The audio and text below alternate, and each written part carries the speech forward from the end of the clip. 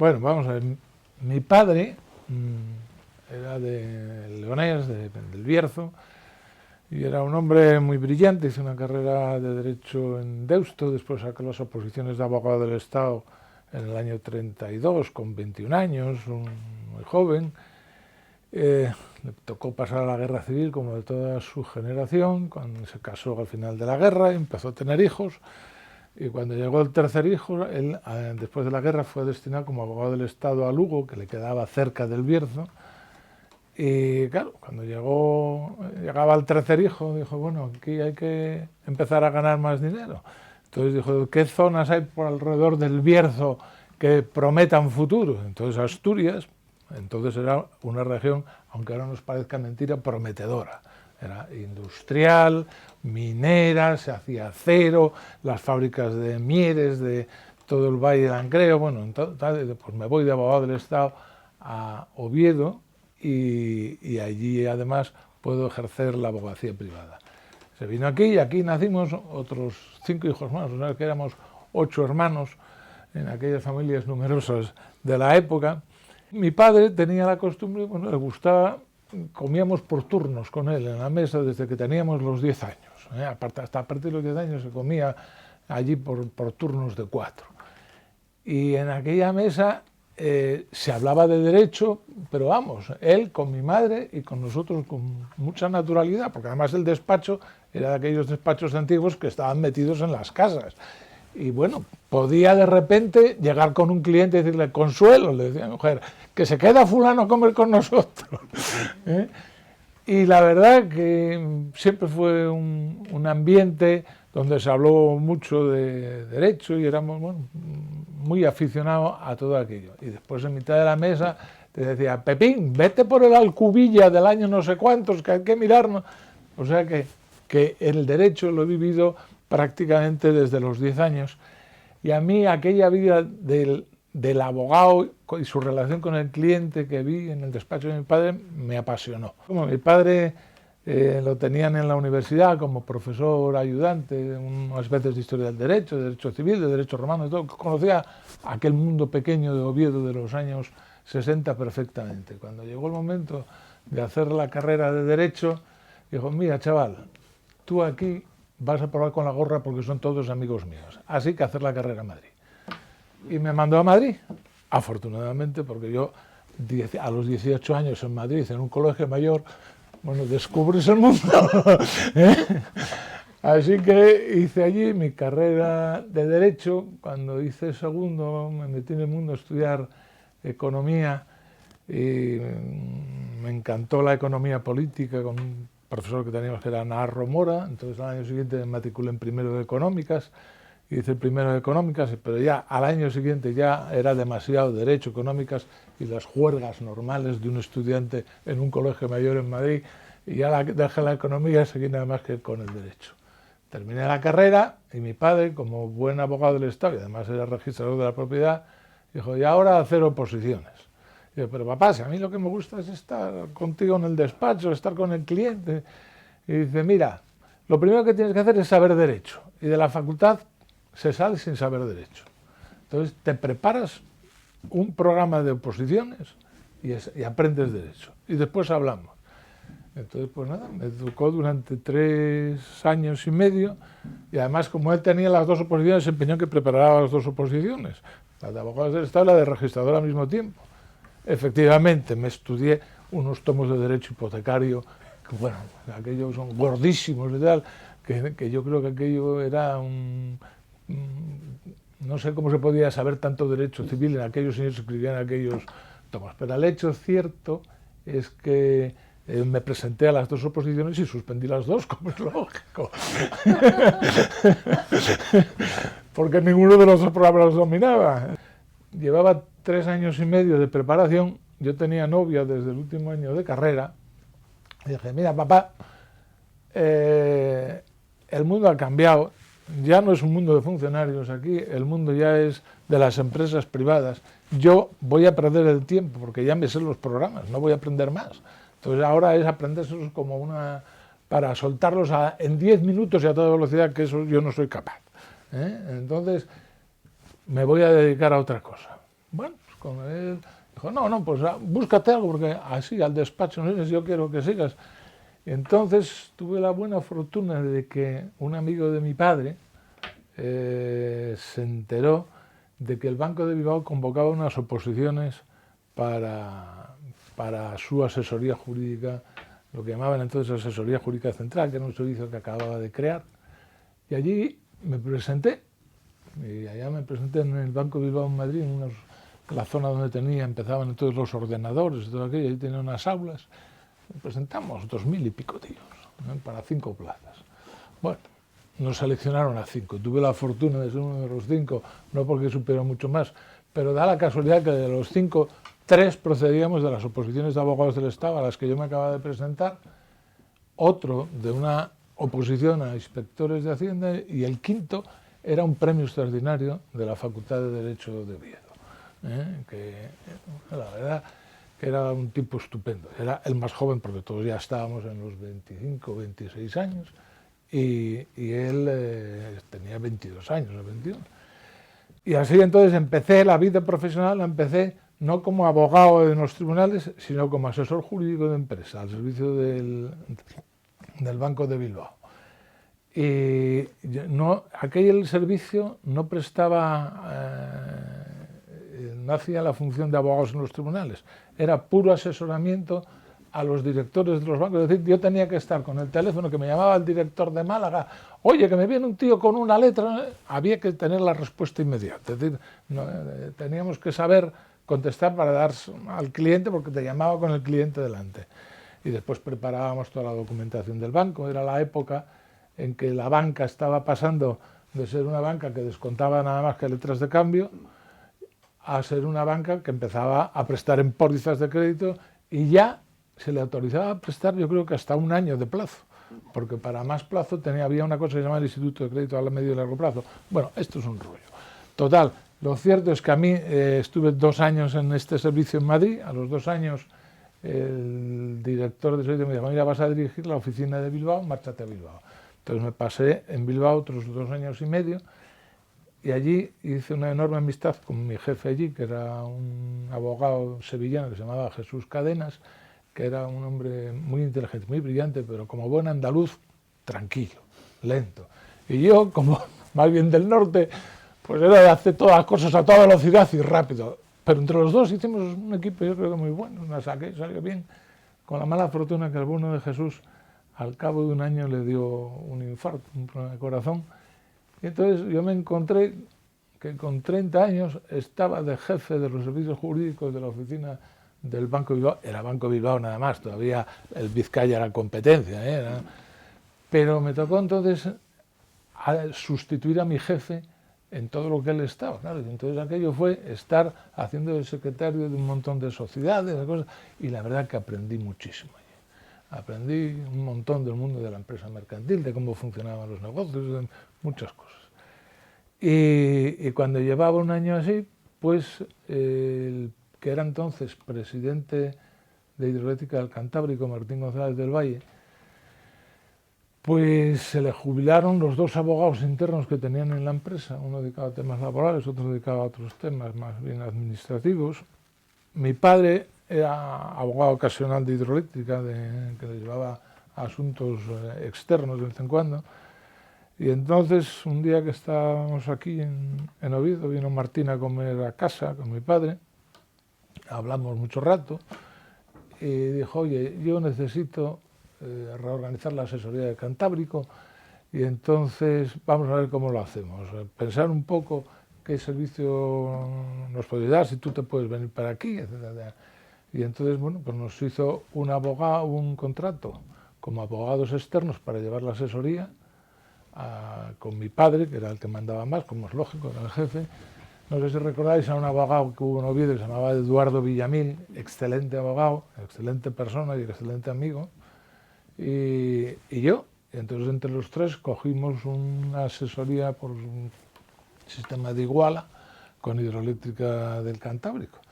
Y allí he estado 45 años, donde yo tenía que ir 1 hora y pico, 2 horas al día a Cantábrico, después el resto lo tenía en el despacho y atendía aquí a todo el despacho.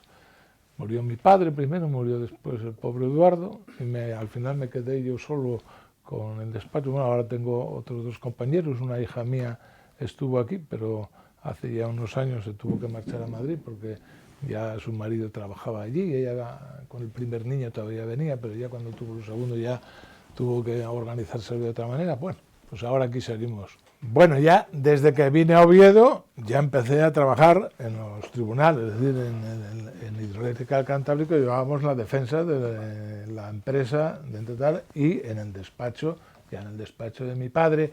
Bueno, mi padre ya estaba ya dedicado nada más que a los 4 clientes grandes que eran sus amigos y tal, pero llevábamos toda clase de asuntos, en principio toda clase de asuntos, vamos, fundamentalmente llevábamos temas de empresa, civiles y mercantiles, y hay 2 temas que a mí nunca me han gustado, que son el laboral, entonces llevaba los laborales en general, o los llevaba otra persona en que delegábamos, o bueno, pues eran cosas que eran de clientes y que no les podía dejar, pues sí, no llevabas, pero no es un campo en el que yo me haya movido mucho. Y después algo que me ha horrorizado ha sido el matrimonial. Y eso tiene su razón de ser. Claro, yo todavía viví un mundo en que no existía el divorcio. Y que aquello pero bueno, llegó Felipe González, esto es la modernización de toda aquella antigua legislación que teníamos matrimonial, y llega el divorcio. Yo, uno de los temas que me divertía mucho en el turno de oficio del Colegio de Abogados, que no cobrábamos entonces, era todavía cuando, como decía mi padre, el turno de oficio es un honor para el abogado. Cobramos todo lo que podemos a los que podemos, pero cuando viene un desgraciado que no tiene dinero, hay que defenderle ante la justicia. Y eso a nosotros siempre nos quedó metido en la cabeza. Yo me quedé muy sorprendido cuando empezó a pagarse, y ahora ya, vamos, es justo, y ahora ya parece que es fundamental. Pero bueno, yo estuve en el turno de oficio pues, como hasta que murió mi padre, porque ya cuando murió mi padre ya tener que hacerme yo cargo ya de todo el despacho, ya era mucho trabajo aquí, entonces me di de baja. Pero vamos, me di de baja entre otros motivos también, porque empezó a haber no solamente asuntos penales, que el mundo penal es un mundo que si no eres abogado penal, vamos, del turno de oficio, estás fuera de él. Es decir, el mundo de los delincuentes, de los raterillos, de ese mundo del pequeño delincuente, porque yo nunca he tenido ningún asesinato. Bueno, he tenido algún tema muy desagradable de una violación de una niña por su padre o una cosa así, tal, pero vamos, en general te tocaba defender ladronzuelos, de lo más divertidos, unos que venían de Málaga a traer aquí unas papelinas de droga, las vendían no sé qué, engañaban a los de aquí los perseguían, secuestraban a otros que salían en una furgoneta desde aquí y se iban a León y robaban un rebaño entero y venían aquí y lo mataban. O sea, eran que, como decía a mí el magistrado, decía, bueno, ¿qué? A defender a los cuatreros. Pero bueno, la verdad que es un mundo singular y divertido, y la verdad que ese mundo penal hasta lo echo de menos, porque entras en contacto con un mundo que si no, no sabes que existe. Y ese mundo sí me gustaba, y ese tenía fundamentalmente relación con él a través del turno de oficio. Después ya los temas penales fuera del turno de oficio, pues en general estaban vinculados con el mundo empresarial en el que me he movido fundamentalmente. Pero un día me aparece una chavalina de la cuenca minera que le había tocado como abogado defensor para que la divorciara. Entonces todavía estábamos en aquel divorcio que era todavía causal, no era, bueno, había que probar, que el marido, en fin, ya no me acuerdo exactamente lo que era. Yo le expliqué, bueno, aquella, la pobre, me pareció que era bastante simple, que no tenía ni idea, y yo dije, mira hija, para que te den lo que quieres hay que demostrar unos hechos, y la prueba de los hechos me la tienes que traer tú. Entonces, que no sé si era el marido, no le hacía caso, la maltrataba, pues tráeme, a ver, ¿tienes partes médicos? ¿Has ido alguna vez? No, no he ido nunca. ¿Tienes testigos? No, no he ido nunca. Bueno, pues mira, vamos a pedirlo, pero tú tienes que ocuparte de preparar la prueba. Es decir, tráeme por lo menos 3 testigos, como mínimo, para que podamos hacer algo. Claro, entonces tampoco se creía a las mujeres como ahora por su palabra. Había que demostrar exactamente igual, a un hombre como a una mujer tenía que demostrar los hechos. Bueno, oye, llega el juicio y ni una prueba. Claro, estaba de juez, no me acuerdo cómo se llamaba, que encima me pone una sentencia, claro, evidentemente no accediendo al divorcio, pero encima me echa una bronca a mí, al abogado, por no haber aportado ni una sola prueba. Claro, es la primera vez, vamos, la única, que un juez me ha broncado en sentencia. Claro, fui a verle. Y dije, mire, señoría, usted nunca trabajó de abogado. Dijo, no, yo soy que bueno, pues mire, para echar una bronca a un abogado hay que saber lo que es ser abogado. Claro, y no me puede decir que la culpa es mía porque no ha aportado ninguna prueba, porque las pruebas el que las tiene que proporcionar es, bueno, la verdad que quedamos amigos, que no pasó nada más, son cosas normales. Pero a mí, la verdad, que dije, esto me pasa una vez, ¿no? A mí no me vuelve a broncar un magistrado, así como así, en una sentencia por culpa del cliente. Y como entonces, en el turno de oficio, después creo que podías elegir si querías en civil, en penal o en no sé qué, pero entonces o te dabas de alta en todo o nada, pues me dais de baja, que además me acababa de morir mi padre, tengo mucho trabajo. Y esa fue mi experiencia. Y después ya fundamentalmente pues me he movido en el mundo del derecho civil, mercantil, en mucho en el asesoramiento de empresas, me ha tocado de todo. En toda aquella época de la transición, uno de los temas que se había planteado era el de la colegiación obligatoria, y digamos que había una posición más bien del lado que podríamos decir progresista, donde se predicaba la total libertad de los ejercicios profesionales y que los colegios fueran corporaciones voluntarias, pero no obligatorias. Yo, con la experiencia que tenía, que no era mucho entonces, pero bueno, ya llevaba 10 o 12 años ejerciendo, pues la verdad, la mayoría de los compañeros, sobre todo en Asturias, había muy buena relación. Pero de vez en cuando te topabas con alguno que no era bueno y que además no era honrado, ¿eh? Entonces a mí dejar una profesión como la nuestra, con total libertad, para que personas no honradas puedan ejercitarlo sin tener que responder ante nadie, siempre me pareció peligroso. Entonces a mí siempre pensé que el colegio de abogados, fundamentalmente, es una corporación. Y así lo defendí mucho mientras estuve en la junta del colegio, al que me presenté con Luis Varela cuando él se presentó, yo creo, por primera vez. Estuve 5 años y frente a la posición tradicional en el colegio de abogados, que era defender a los abogados frente a cualquier queja, y yo siempre mantuve ante Luis y ante la Junta, y creo que al final logré el apoyo de todas ellas, porque al final me encomendaron muchos expedientes disciplinarios, que el colegio de abogados lo fundamental que tenía que defender no era a cada abogado, sino a los abogados. El colegio de abogados tiene que defender el buen nombre de la abogacía, que somos colaboradores con la justicia, esenciales colaboradores con la justicia, defendiendo desde luego los intereses de nuestro cliente como el derecho nos permite, pero estamos dedicados a que sea una sociedad justa y vivamos en un mundo justo, y esa es la razón de ser de nuestra profesión. En este hacer justicia hay papeles distintos, como el mundo se ha complicado tanto, la gente no puede ir a un juez a defenderse porque no sabe ni entiende nada.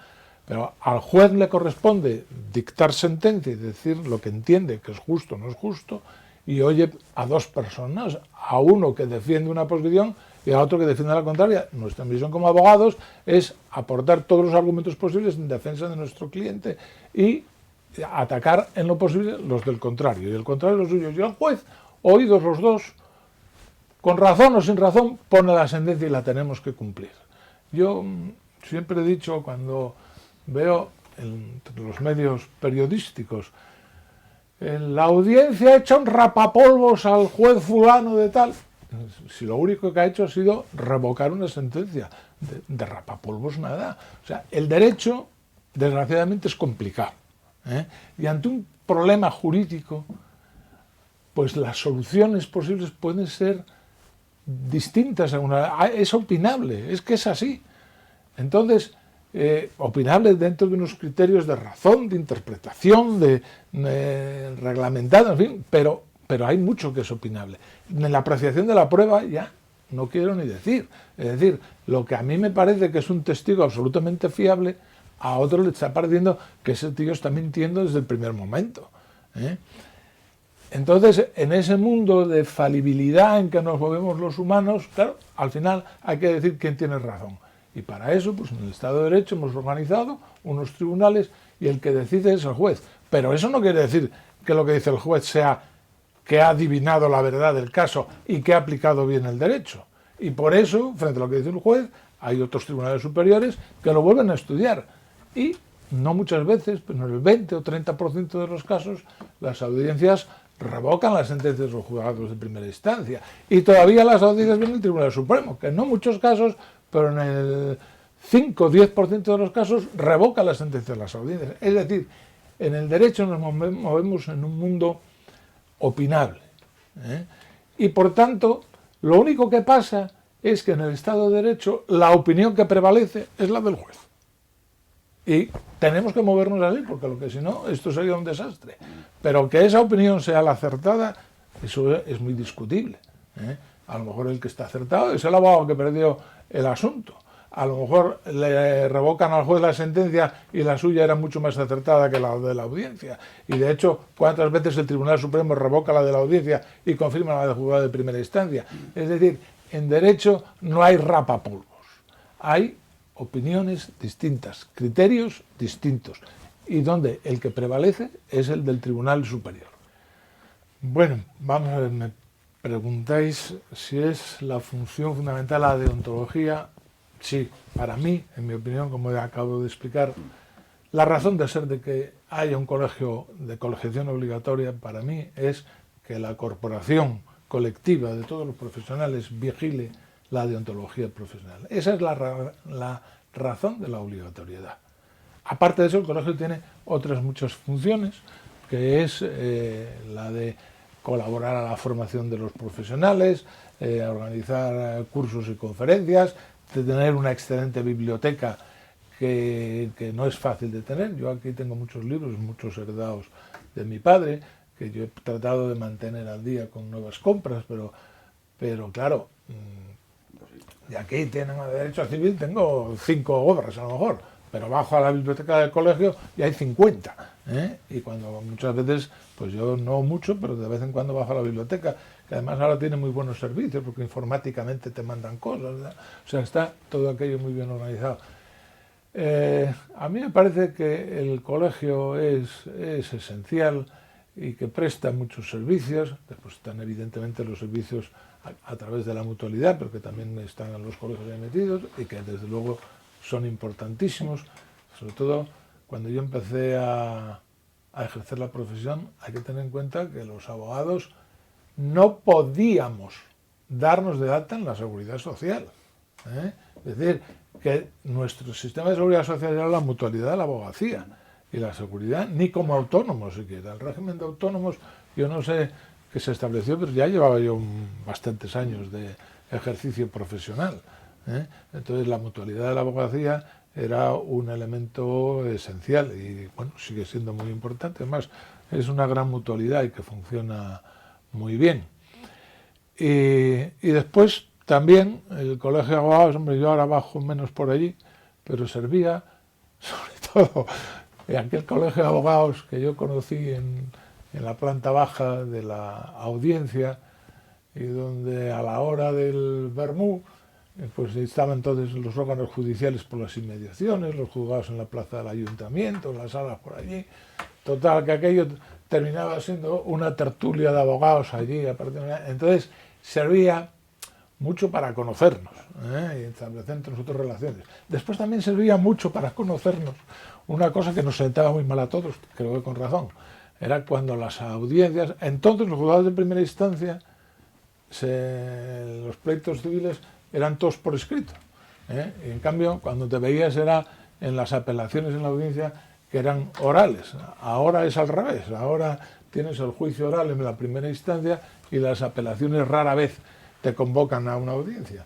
Pero bueno, entonces la audiencia, pues en principio tenía la costumbre de que a las 10 de la mañana citaba todos los asuntos previstos en el día. Como podían ser 5 o 6, a 2 abogados, bueno, pues era esas allí, bueno, y 2 secciones, pues a las 10 de la mañana, allí estábamos 15 o 20 abogados.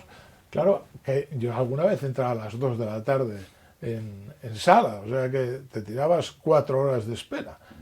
Pero en esas 4 horas de espera, pues coincidías con Carlos Botas, que era Carlos Botas padre, que era una persona divertida, y Florentino Quevedo, que yo creo que debe tener 90 años. Yo recuerdo estar un día, pues eso, con Florentino, con Botas, ¿con quién más? No, estábamos 5 o 6, que recuerdo de las mañanas más divertidas de mi vida, porque bueno, yo era de los jóvenes entonces, pero aquellos señores que sabían tanto, que eran unos maestros y que tenían una experiencia, bueno, ponían a parir a la mitad de la magistratura, a toda la administración. Bueno, alguna razón tenían, pero bueno, no siempre, bueno, como siempre es normal, los abogados exageramos. Y la verdad que, claro, la relación ahora del abogado con los jueces y magistrados es muy distinta, porque ahora los jueces y magistrados son personas, digamos, más normales, pero hace 40 años o 50 años es que la ley les prohibía tener relaciones sociales con, o sea que es que vivían en un núcleo muy cerrado. Entonces la relación entre el abogado y el juez era una relación un poco tensa, era bastante tensa.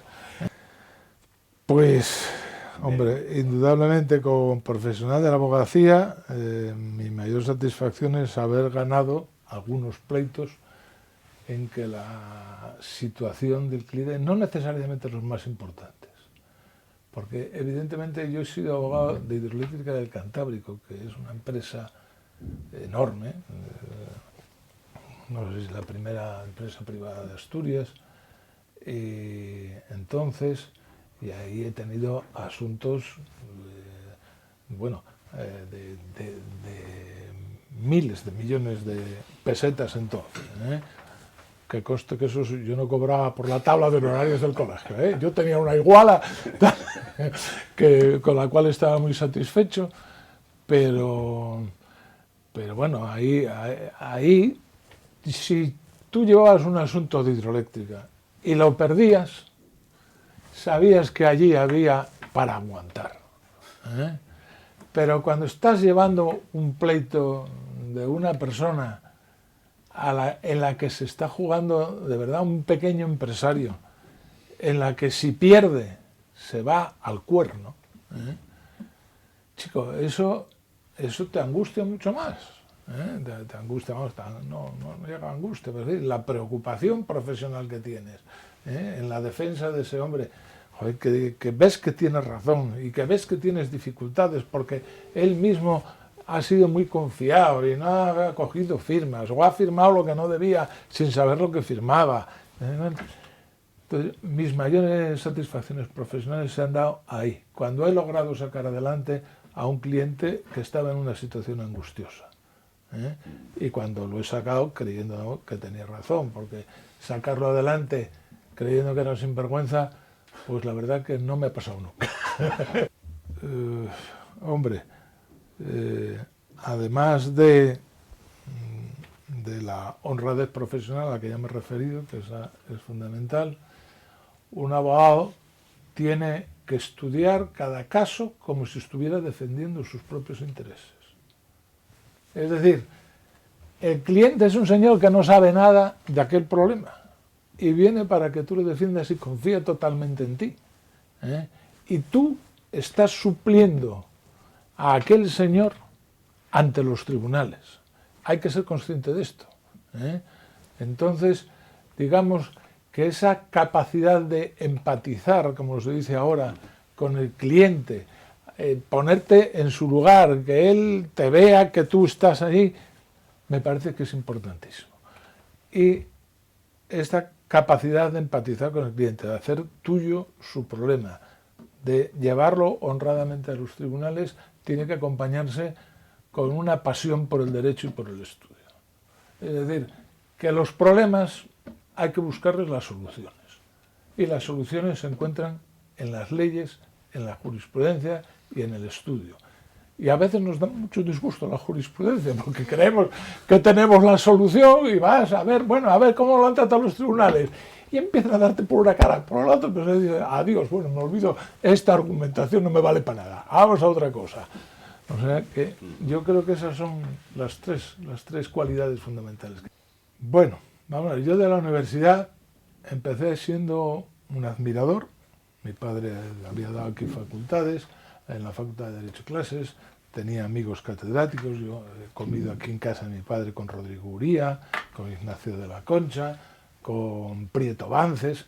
Por cierto, Prieto Bances, cuando yo estaba en primero de Derecho, que tenía Historia del Derecho con un señor de Madrid que se llamaba Torres López, y tenía su obra agotada, me regaló, y por ahí anda, la obra de Historia del Derecho de Torres López, que estaba publicada antes de la guerra, una cosa así, no había que la encontrara, y don Ramón, un día que vine aquí, le expliqué, me mandó al día siguiente por una persona de su servicio los libros de Prieto. Bueno, eso, la verdad que yo a aquella gente la admiraba enormemente, a Gendín, o sea que es que, bueno, los conocí y claro, eran unos sabios. Después en la Facultad de Derecho de Madrid tuve la fortuna de tener excelentes catedráticos, es decir, que la verdad que dar algunas clases es que salías de clase con la lección aprendida, simplemente con haber oído a aquel señor. Tuve muy buena relación con Eduardo García de Enterría, con quien también mi padre habían hecho amistad en un pleito en que habían sido partes contrarias, y bueno, pues yo después tuve relación con él como estudiante, y la verdad que era una gran cabeza. Entonces cuando yo terminé y me puse a trabajar, pues voy a hacer el doctorado. Y entonces para hacer el doctorado primero tenías o bien que hacer unos cursillos de no sé qué o un examen de licenciatura. Yo había estado estudiando las oposiciones, aquellas que conté antes, yo ya estudié bastante. El examen de licenciatura no me preocupa nada, me matriculo, voy para allá, lo hago, y ya después me paso a hacer los cursos de doctorado. No, entonces era cuando estaba en Bilbao, me fui a la Facultad de Madrid, donde había hecho la carrera. Cuando me tocó, hice el examen de licenciatura, la verdad que creo que fue el mejor examen que hice en mi vida, y yo me esperaba un sobresaliente. Sale notable. Bueno, ¿y estos qué querrán? ¿Pero qué querrán? Me quedé un poco mosca ya con aquello. Y al cabo de un mes me llama mi padre y me dice, oye Pepe, ¿tú te has presentado en la Facultad de Derecho al examen de licenciatura? Y dice, pues sí, papá. Y dice, ¿y cómo no me dijiste nada? Y digo, ¿para qué te iba a decir nada? Era una bobada. Ahora, para que es que quería hacer el doctorado, pero bueno, como piden esto. Y dice, no, es que me llamó, es el nombre de un conocido catedrático de la facultad que conocía a mi padre. Dice, me llamó fulano, me dijo, oye Pepe, mi padre también se llamaba Pepe, se presentó el otro día un chico que era de Oviedo y se llamaba José Álvarez de Toledo, ¿tiene alguna relación contigo? Dice, porque mira, hizo un examen brillantísimo, pero no le pudimos dar el sobresaliente porque no venía recomendado por nadie. Amigo. Claro. O sea que aquí en la universidad, y es que desgraciadamente la universidad Entonces, y yo creo que sigue siendo, ¿no? Era un coto cerrado de los catedráticos, que eran sapientísimos algunos, pero otros no. Y entonces yo me desilusioné. Posteriormente aquí en Oviedo un catedrático de la universidad me ofreció dar clases con él y tal, pero ya dije, mira, lo siento, prefiero no ir. Entonces, ¿qué opino yo de la universidad? Pues creo que en la universidad probablemente está el 30% de lo mejor del mundo del derecho. Y creo que hay un 70% que es francamente malo. Y que está en la universidad porque le lleva la cartera al catedrático, porque hacen la pelota y porque desgraciadamente, y después lo he vivido en un sobrino mío en Madrid, que era estudiante brillantísimo de Derecho, hizo la carrera en Madrid muy brillante, quería ser catedrático y se metió con otro conocidísimo y famosísimo catedrático de Derecho Político de una de las universidades de Madrid. Claro, pero es que él no iba a desayunar con el catedrático. Entonces, y no le hacía la pelota. Entonces, cuando salió una beca para ir a no sé dónde, que evidentemente él consideró, probablemente con razón, que la tenían que dar a él y no se la dieron, pues también dejó ese mundo de la universidad. La universidad creo que es muy difícil que se solucione, porque, no sé, recordaréis que hubo una ley de universidades en que se creaba un consejo de cada universidad, que sigue existiendo, pero que ese consejo de universidades era realmente el que mandaba en la universidad, tenía enormes facultades. Y esa ley fue recurrida por los cuerpos de catedráticos y fue declarada inconstitucional porque entendió el Tribunal Constitucional que la intervención de aquel Consejo de Universidades, donde estaban representadas las empresas locales, las corporaciones locales públicas, y entonces todos aquellos, digamos, se dedicaban a vigilar qué hacían los catedráticos.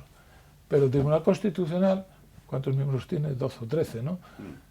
De los 12 o 13 que había, 8 eran catedráticos. Y el Tribunal Constitucional decidió que la ley era inconstitucional. Entonces, si tenemos una Constitución que dice que la universidad es autónoma y que nadie puede meter allí las narices y que solamente el mundo... Bueno, pues yo la verdad creo que es bueno, que seguirá saliendo gente muy brillante, que seguirá saliendo gente muy buena y que también, por otra parte, se ha convertido en una expedición de titulitis que no valen para nada, de gente... O sea, hoy día te viene antes... Te dice, oye, mire, yo soy licenciado en Derecho por la Universidad Complutense de Madrid. Y si habías pasado 5 años en la Universidad Complutense de Madrid y te habían dado el título, en principio la gente sospechaba que podías saber algo de Derecho. Hoy te viene un chaval y dice, no, yo soy licenciado en Derecho por la Universidad de Palencia. Y dice, bueno, hijo, pues vale, ahora demuéstrame que sabes Derecho. Y esa es la realidad, que nadie se fía de los títulos universitarios. Pues la verdad que en este momento vivo un poco alejado del colegio. Ya voy de vez en cuando a algunas conferencias, algunas cosas, pero ya no tengo la relación que tuve hace años con todo aquello. Pero insisto en que el colegio tiene unas funciones fundamentales y que es, la primera y sobre todo, mantener el prestigio, la dignidad y el buen nombre de la abogacía. Y eso es a lo que el decano se tiene que dedicar fundamentalmente, esencialmente. Junto con eso, toda la labor de cursos que se está haciendo en este momento, de conferencias, de permitir que la gente esté al día en un mundo tan cambiante en la normativa como es el que vivimos actual, me parece fundamental. Aunque creo que como más se aprende leyéndose las leyes y meditándolas. Es decir, que tú te sabes una cosa, te sientas ahí y de todas las noches cuando acabas, o por la mañana cuando empiezas, tienes que repasarte un poco las cosas que salen. Afortunadamente también hay buenas revistas que hacen resúmenes de la normativa que sale, con lo cual no tienes que leerte todas las normas, pero en concreto el notariado publica una excelente revista que en materia de derecho privado, pues si te lees eso, no sé, es trimestral y te tiene al día de las normas civiles y de la jurisprudencia que se viene publicando. Pero esa es una función muy importante del colegio. Y después, en cuanto a la labor de asistencia, ayuda a los abogados de mutualidad, eso desde luego siempre es de agradecer. Claro, y eso el único problema que tiene es que necesita dinero, y de dinero pues no se suele andar sobrado en los colegios de abogados. Pero bueno, son a nuevo decano como a los anteriores, para mí esas son las funciones del colegio y son las funciones a las que hay que dedicarse. Muy bien.